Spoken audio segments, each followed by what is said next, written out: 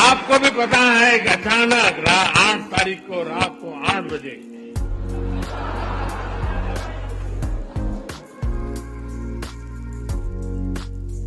$500 और 1000 की नोट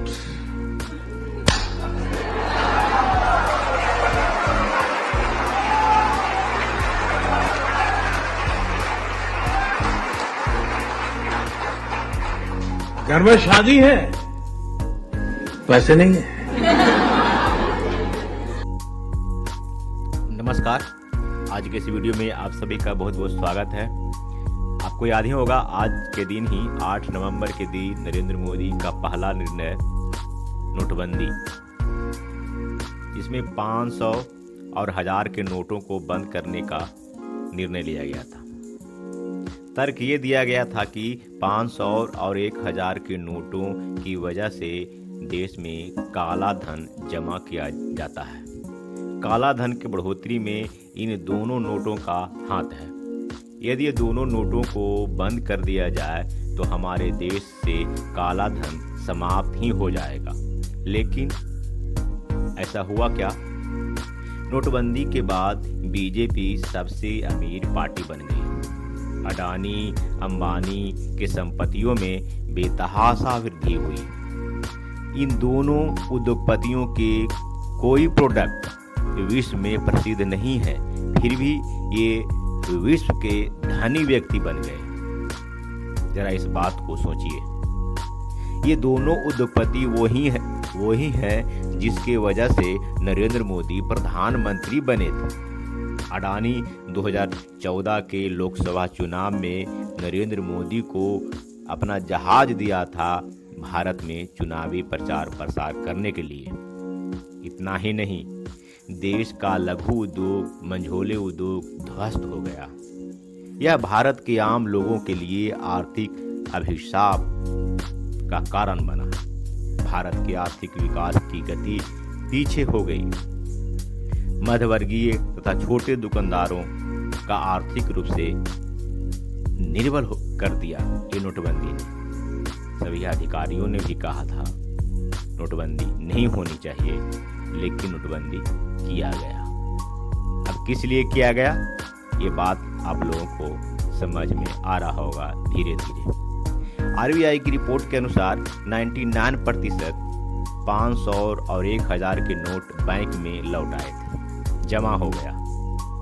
नरेंद्र मोदी चिल्ला कर जनता को बता रहे थे कि काला धन रखने वालों को नोटबंदी कमर तोड़ देगी, जबकि पूरा पैसा जमा हो गया।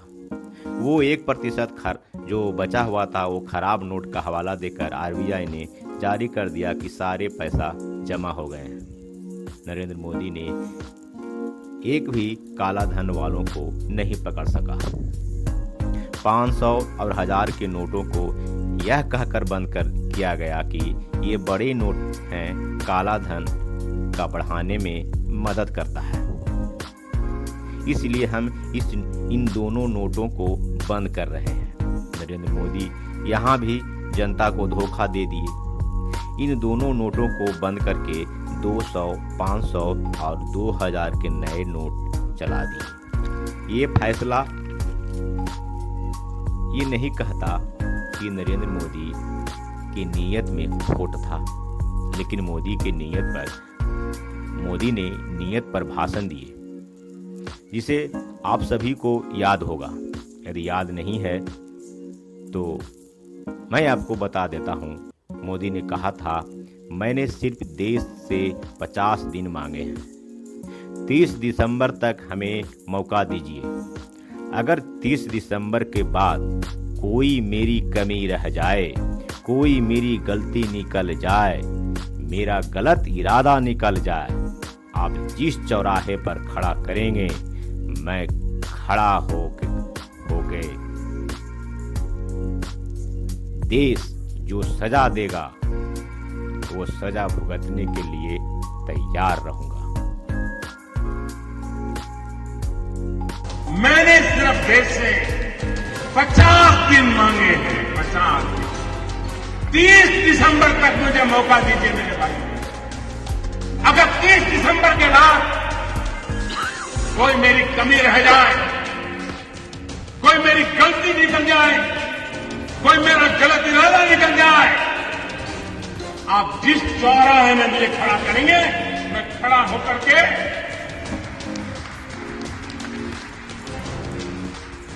देश जो सजा करेगा वो सजा भुगतने के लिए तैयार है।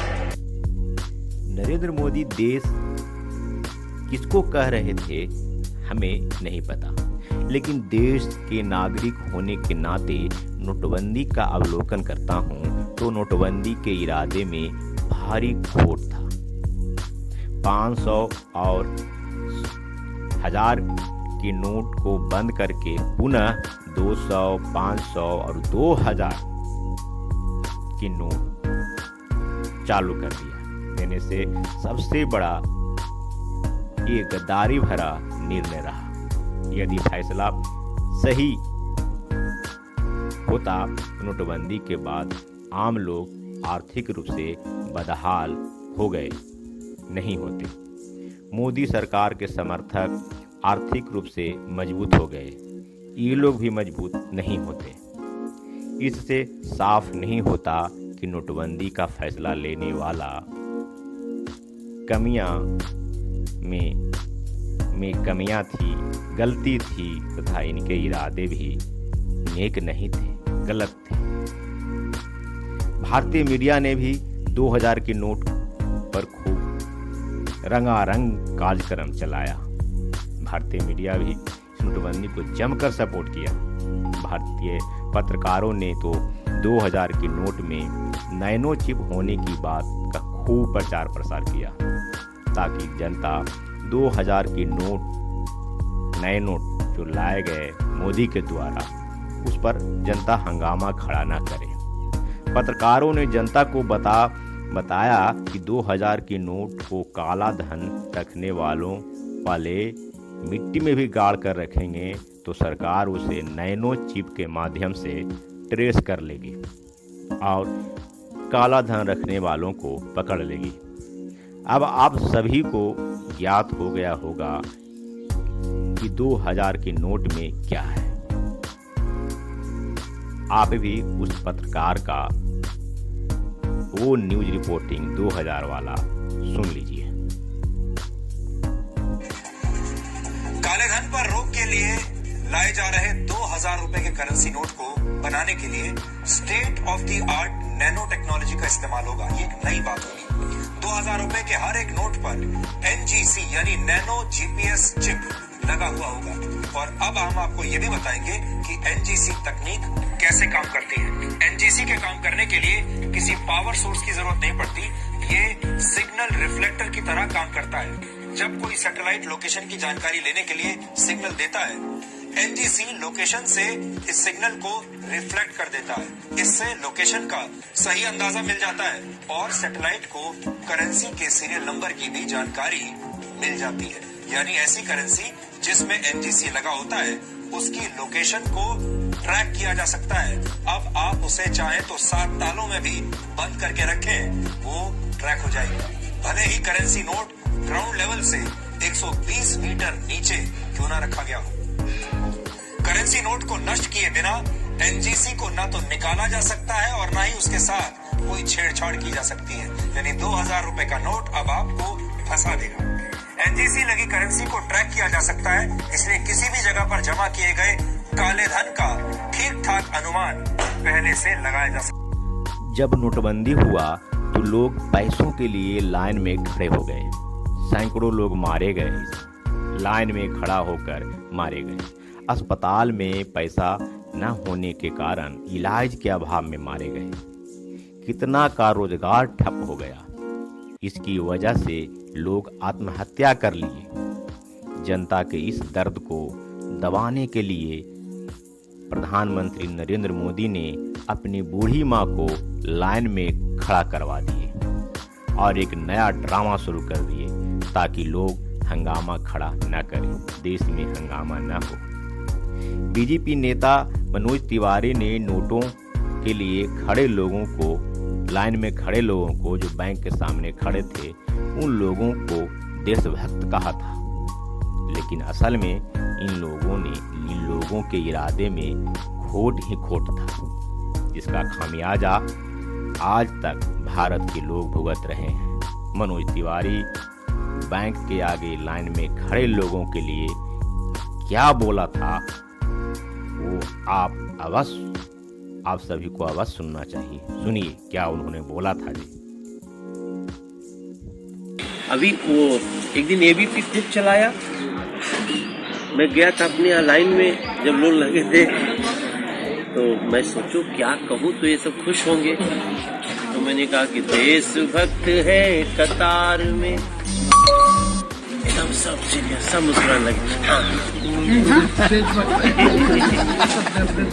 देशभक्त है कतार में, लगी है भारी भीड़, तकलीफों से सज रही भारत की तस्वीर।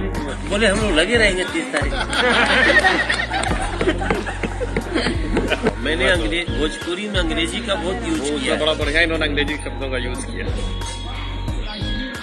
क्या प्रधानमंत्री को दिखाइएगा।